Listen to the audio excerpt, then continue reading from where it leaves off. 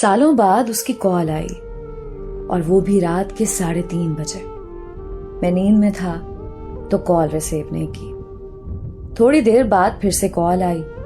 फिर मैंने मोबाइल उठाया कि शायद कोई जरूरी कॉल होगी और हेलो बोला। सामने से भी हेलो की आवाज आई। अचानक मैं बिस्तर से उठा क्योंकि आवाज कुछ जानी पहचानी थी। ये आवाज सुनते ही बहुत सी यादें ताजा हो गई, बहुत से जख्म ताजा हो गए और मैं बेचैन होकर फिर से हेलो बोला। हेलो, आगे आवाज आई। डिस्टर्ब तो नहीं किया? मुझे भी जवाब देते हुए घबराहट सी हो रही थी कि हाँ बोलूं या ना। कुछ समझ नहीं आ रहा था।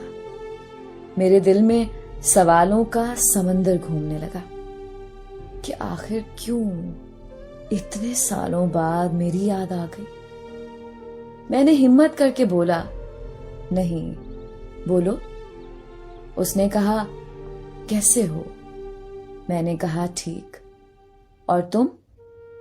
तो आगे से वो रोती हुई आवाज में बोलने लगी, ठीक नहीं हूं। अब मैं और भी उलझन में हो गया कि ये क्या हो रहा है कि इतने सालों बाद रात को कॉल आती है और रोने लग जाती है। मैंने मालूम किया तो पता चला कि वो जिसके साथ थी उसने उसको किसी और के लिए छोड़ दिया।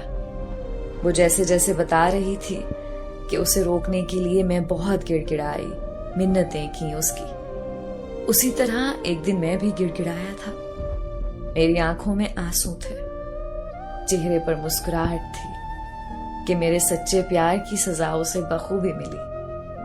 वो मुझसे रोते रोते माफिया मांगने लगी कि मुझे माफ कर दो, मैंने आपके सच्चे प्यार की कदर नहीं की, मुझे माफ कर दो। मेरी आंखों में आंसू आ गए और कहा, मैंने तुम्हें माफ कर दिया है। फिर उसने मुझसे पूछा, क्या तुम मुझे अपना पाओगे?